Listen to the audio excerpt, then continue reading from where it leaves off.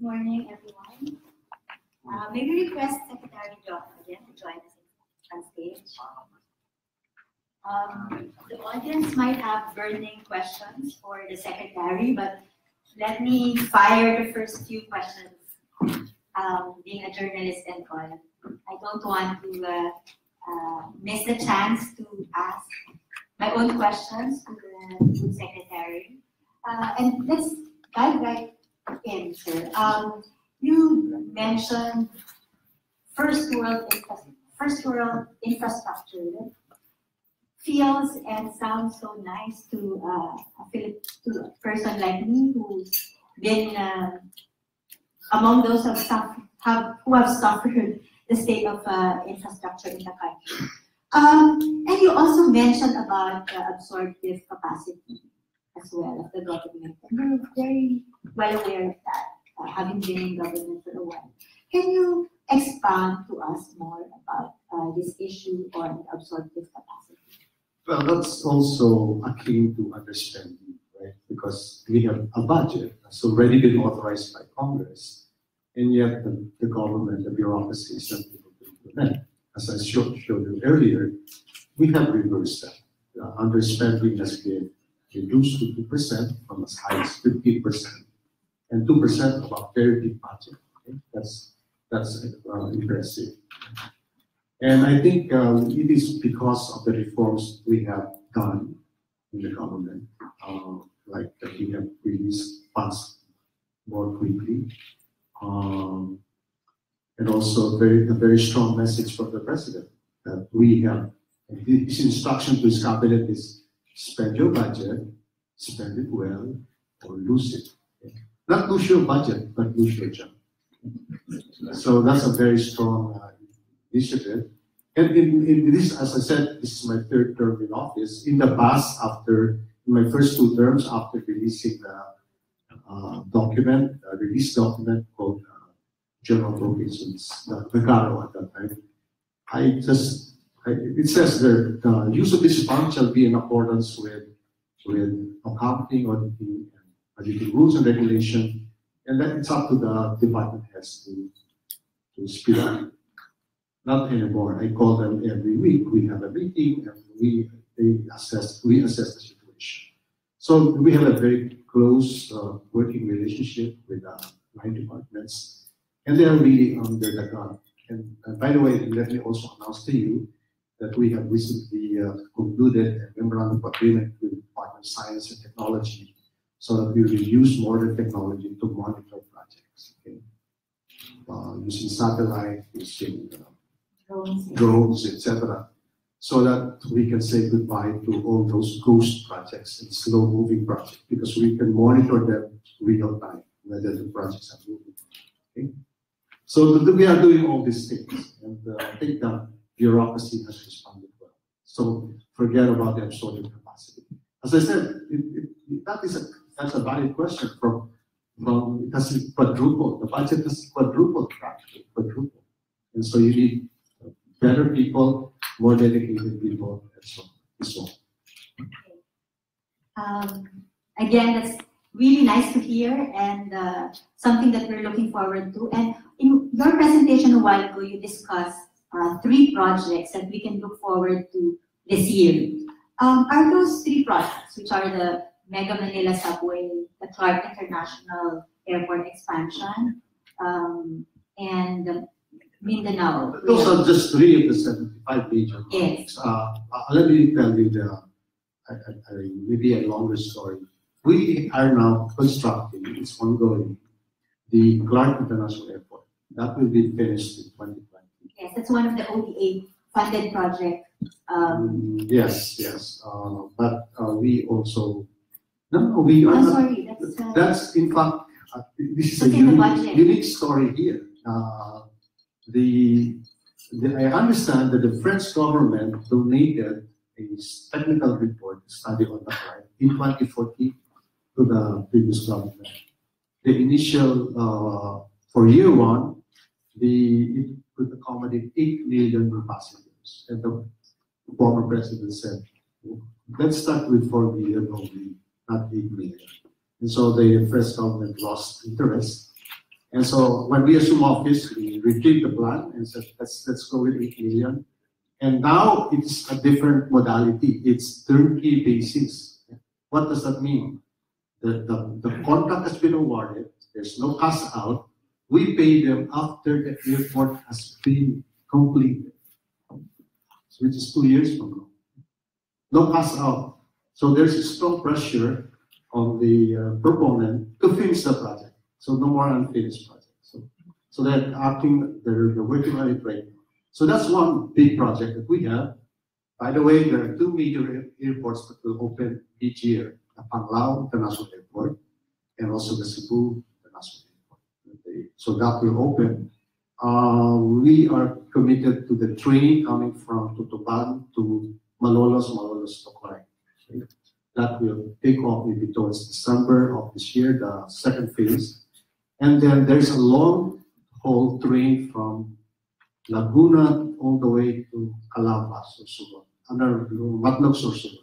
That's the South Line. That's the South Line. That's China. Okay, the north train will be Japan.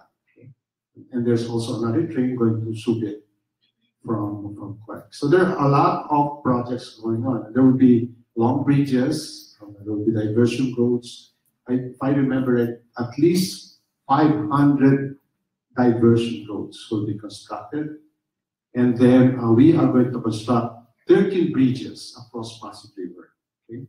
2 to be donated by China. 1 being done right now. That's the Bonifacio to Ortigas, and then we will build another 10 bridges across Pasig River. So there are lots of construction going on, and let me manage your expectation. Things will get worse before they get better with all this construction. But I think you'll be willing to tolerate that, right? As long as maybe in 2 years' time, the landscape of the Philippines will be much, much different. In 2 years' time. But let me just go back to this. You cannot build overnight. Rome was not built overnight. I think what we're trying to understand is some sense of major activities on the projects that the government has promised. You've listed 3, and of those 2 are rail-related. In particular, the Mega Manila Subway project. Where is the project now at? The subway, we are in the process of hiring the consultant who will decide. Okay? So we're there right now for the subway project. Okay. This construction will start early next year. Okay? Early next year. That is one of the few projects that President Duterte will start but will not finish during his term. Because building a subway takes about 5 years to 7 years. Okay? But there will be partial opening, maybe 3 stations during this term. Okay, so I'm coming from, let's say, our experience from covering infrastructure promises during the Aquino administration. We've always had these issues about projects being listed to us, and we're quite unsure if it's going to be rolled out or. No. You, as I said, go to a website called bill.gov.ph. There is information there on the date of start and date of completion. Okay? And you can hold us accountable for that. Okay, so this year, the one concrete project that will, the 3 concrete major projects that will be open will be the 2 airports. No, there are more than 3. As I said, I think we will groundbreak something like 35 out of the 7. I just don't have the time to talk about everything, all the projects, okay? And we have already started 17 projects. And in addition, we have completed projects which were left behind by the previous administration. For example, MRT7, the previous administration didn't lift a finger, right? It was stranded for more than 7 years.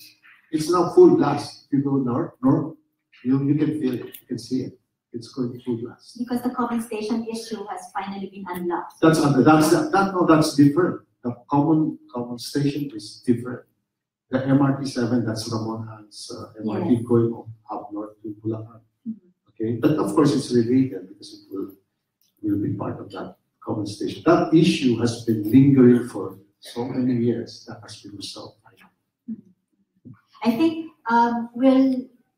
that will be the case for us. There will be projects that have been started in the previous administration and will see its completion during this administration, and some of the projects that are listed or promised during President Duterte's term will be finished during his term, and in the case of the subway will be finished after. Yeah, plus, we are changing the way we do projects. For example, that Panglao Airport. I was surprised they have, or the way we do airports in the past is it's going to be a three-stage thing. Runway first, then the building, and then the air navigation. Why can't we do all these three simultaneously? And that's what we're doing. We're shortening the period, and most of our big projects will be working on 24/7 non-stop. Okay, so there's a greater sense of urgency. Can't wait for them to be finished. But no, we can finish this next week. I mean, yes. Please don't heighten the expectation of people. We have a program, and you have to go through very careful. Subway, you can't do that just by fixing the things. You have to have a careful study of the terrain, etc., and so forth. Let me just bounce more and a bit on the absorptive capacity, because we've seen this, as I mentioned, I've been covering, as mentioned a while ago, I've been covering these issues for the past 2 decades. And one of the lessons I've learned from the past is that the agencies themselves are not ready or not equipped to handle these major projects. In the case of let's say the key ones that you've mentioned, will these be under the PWH, the OTR, and do they have, let's say, the rail in particular, because those are pretty technical and difficult ones. I haven't heard, I was just chatting with a friend who mentioned that we don't really have rail experts in the country. Some of them have been in the private sector because the funding strategy then was PPP, private partnerships. So the government itself, the bureaucracy, has not had enough time and opportunity to build up that expertise. True, we don't have expertise in government. That's why we borrowed money from ADB, and I think they lent us some $200 million so we can hire technical experts, okay, to do this. And in fact, Japan is providing also technical assistance. In fact, for the first time, we will have a rail institute in the Philippines. Rail institute in the Philippines. So we will not only develop their expertise here, because we only have a lot of railway system, right? As I said, the North Rail, the South Line, etc., Mindanao Line, and the subway. So we need a lot of people. So over time, we can develop the expertise here. And so that's a valid issue, but we don't intend to develop experts within the government. We will hire on a project basis the expertise to develop this project. For now, I'll open the floor to some questions, sir. Can you please identify yourself and the entity or organization you're affiliated with? Yeah, I'm Primitivo Cal of the UP Lanares, Mr. Secretary. In pursuit of the 10-10-10 program, it appears to me that the standard for approval of projects has been lowered, that even a feasibility study may no longer be required. For example, you mentioned 3 projects, key projects. In my opinion, the economic viability of one, I'm referring to the Mindanao Railway, is to be suspect. Can you please enlighten us on the NADA approval of projects? Because I understand in the past it's a stringent process of approval. Well, NEDA will have an occasion to explain that later, but what we have lowered is the cut-off rate, okay, from say 15% return on investment to 10%. And that is in lieu of the fact that interest rates is really come down. You see, the golden rule is you borrow money for as long as the internal rate of return is much higher than the cost of borrowing money. So if you can borrow money at 1% and you have a project that will give you a return of 10%, that's a no-brainer. Go for it, right? And so we cannot agonize and review and study when there's an opportunity for us to do these things. So it's not true that we are relaxing the requirement, right? The requirements are still there, but we have lowered the cutoff, okay? Which means there are now more projects that will qualify. So projects which previously have an internal rate of return of 10, when the cutoff was 15, that's no go.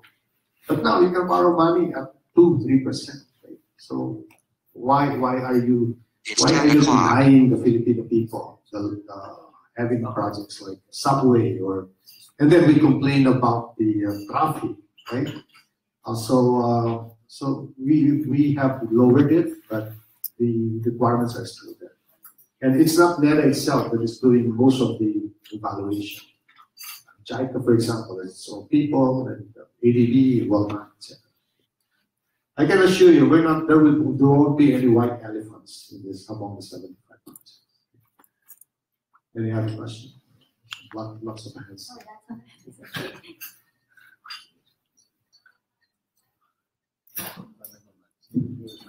Yeah.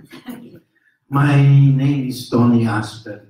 I am with the unions, the Federation of Free Workers. Forgive this pedestrian question. Pero I go to market kasi every Sunday for the last 3 years or so. In the last 3 months, my vegetable cost has risen by 50%. Meat about 10 to 15%. Dilata is hovering between 5 to 7%.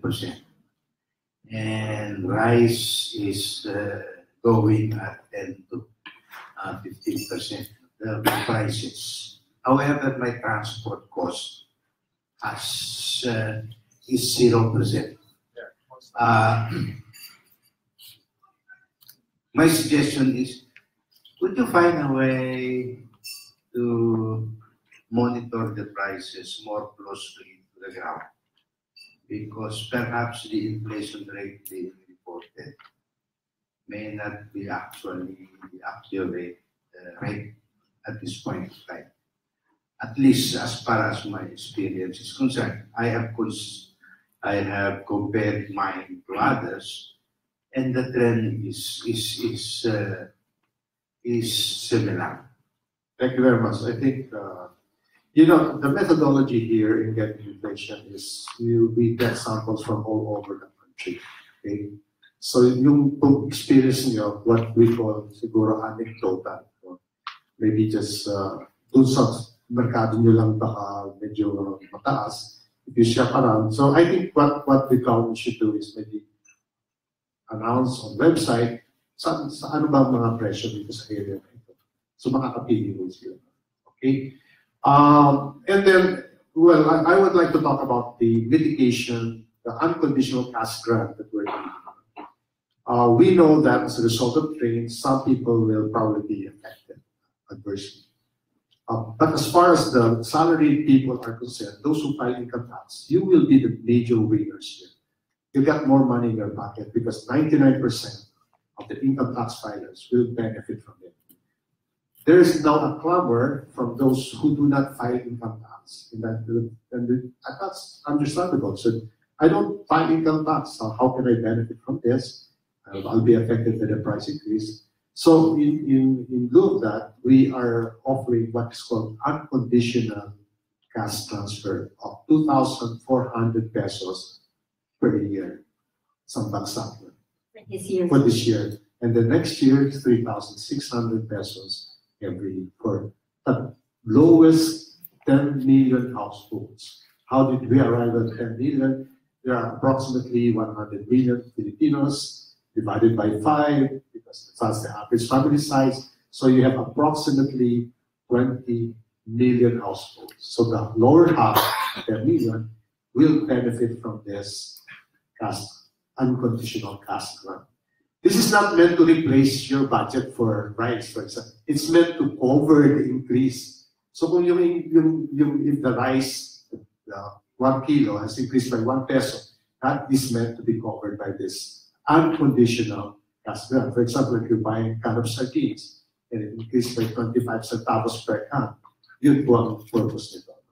And so this is going to be a 3-year unconditional cash grant for the poorest 10 million households. And I have already released the money. For this year, 24.5 billion has been released to the SWD to be administered by Lala. Okay. Sir, did I get it right? You mentioned this is a 3-year program. But I understand as well that the temporary impact of the inflation, higher than usual inflation, will be felt only up to... Yeah, in a way, we're bending backward. We know that the transitory effect will be about maybe 6 months at most, and then things will normalize, but we're willing to give. I think this is partly because we're a very populist Congress. So this is an addition to what the conditional cash transfer people are receiving, the elderlies are receiving, etc.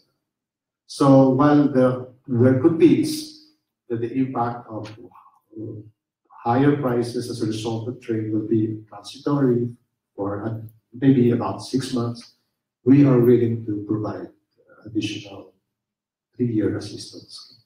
Okay, we'll take one last question.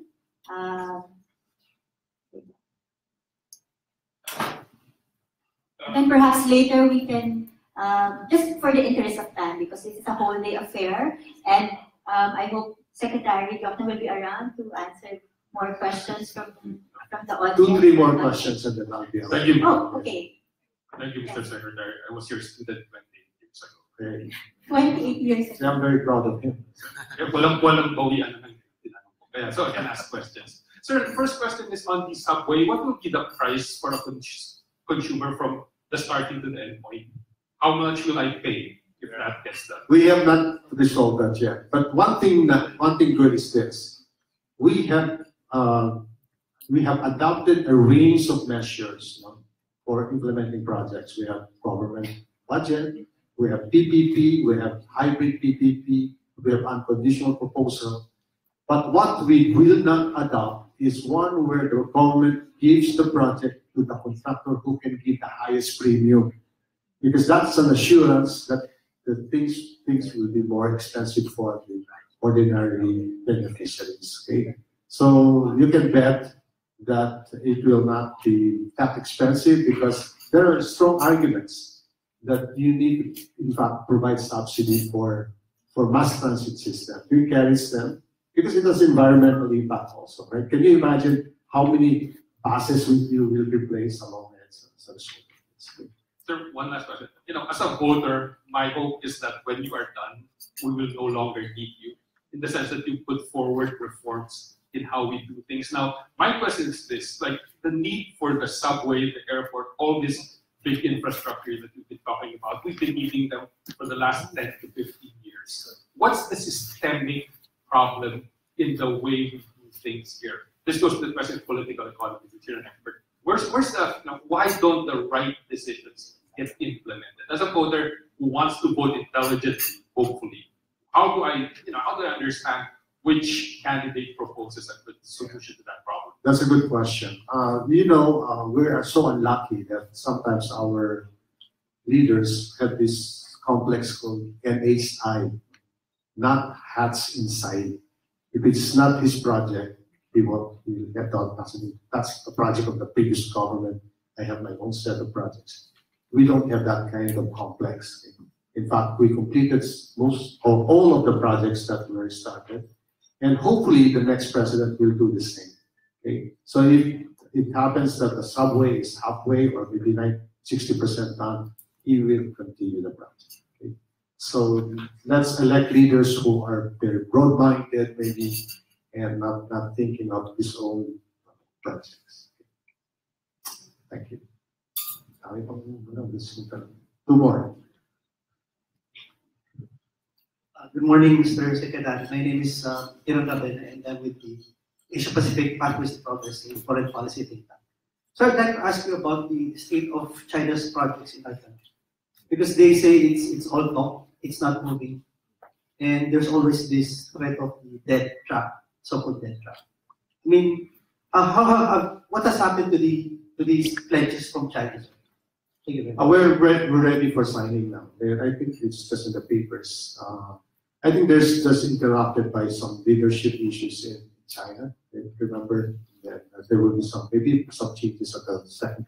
But we have a constant, regular consultation with them. They come here, we go there, and so forth and so on. That's just like that. But in recent weeks, there has been an interruption because of something's happening there. But they're strongly committed to some of the projects that's part of the 75 major projects. For example, the South Line, the long haul, that's China's project.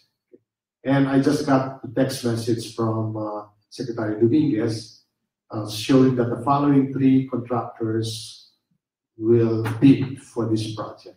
Okay? See, why did we do it? Because when we announced a number of projects, we were overwhelmed by the number of Chinese contractors coming here. Hundreds of them trying to talk to us. And I said, no, we don't want to talk to you. We want your government to name you to vet that you are a good contractor, and then we will deal with it. So our arrangement now is that the Chinese government will vet who their best contractors are for a particular project, and they will bid among themselves who will win that. But I can assure you it's not being stalled. We're still on top of the situation. It's online. It's on track. And on the issue of debt trap? Oh, that's as I said, overstated, that issue. I showed you, even if we borrow money at the rate that we have programmed, 20%, our debt to GDP ratio is going down. From 40%, it will go to about 38%. As I said, that's the relevant measure of whether you are falling into a debt trap. Okay? If other countries have debt to GDP ratio of 100 to 150% multiples, right? What does that mean? That their debt is 2.5 times their economy, size of the economy. Ours is only 40%, and it's long term. Japan, they are lending us money for 40 years to pay at less than 1%. Can you imagine that? Yeah, talking of interest rates, because this was elicited by Secretary Habito before, where Secretary Pernia basically admitted that Chinese loans are far more expensive than Japanese loans. And it fueled questions about the debt trap again. No, that's a different issue. Debt trap is when you incur loans which will not pay for itself, like white elephants. You build a bridge to nowhere, right? But if you have carefully analyzed the project, it will pay for itself. If you build a bridge, it will expand the economy. Therefore, it allows the economy to pay the debt, right? We're not going to borrow money for projects that will have no whose internal rate of return will be much less than the cost of borrowing money. So that's an assurance. By the way, you called them off. You're monopolizing the questions.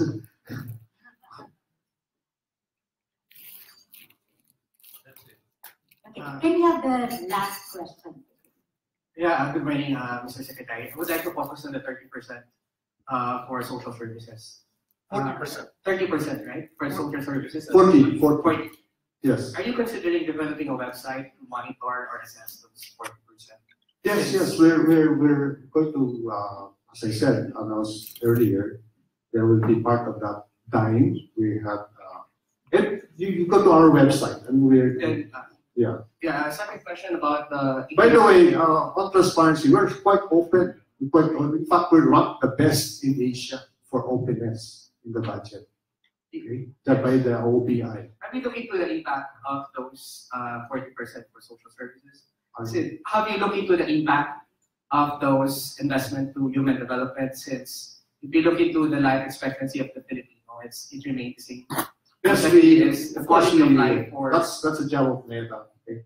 And the second is the quality of life and well-being of those beneficiaries of the conditional cash transfer and the. Well, we do have a post-project evaluation or periodic evaluation. Finally, we don't just spend money; we evaluate them too. Right? Believe you me.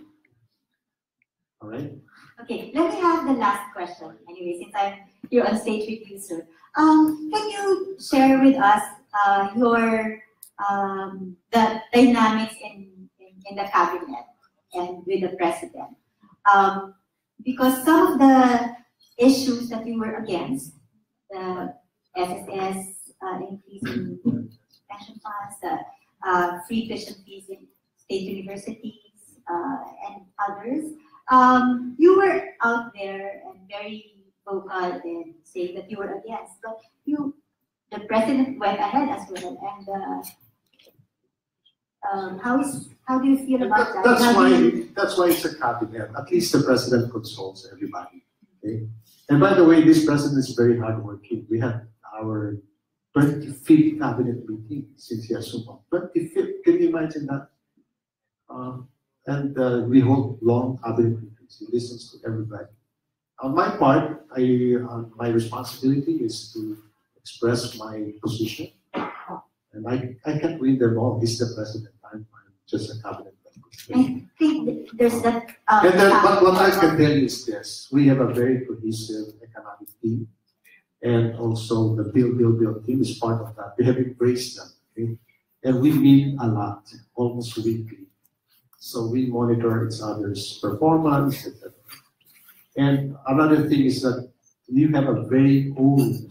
This is a very old cabinet, 70s and above. And they are a very impatient lot. Okay? So they want things done. They want to see things moving before they die. Right? So that's to put it in its proper word. We really want change to happen in this country. Okay? So I think in that sense we're moving forward. We don't get distracted by negative news, etc. We just do our job. On that note, sir, thank you very much. Thank you very much for listening.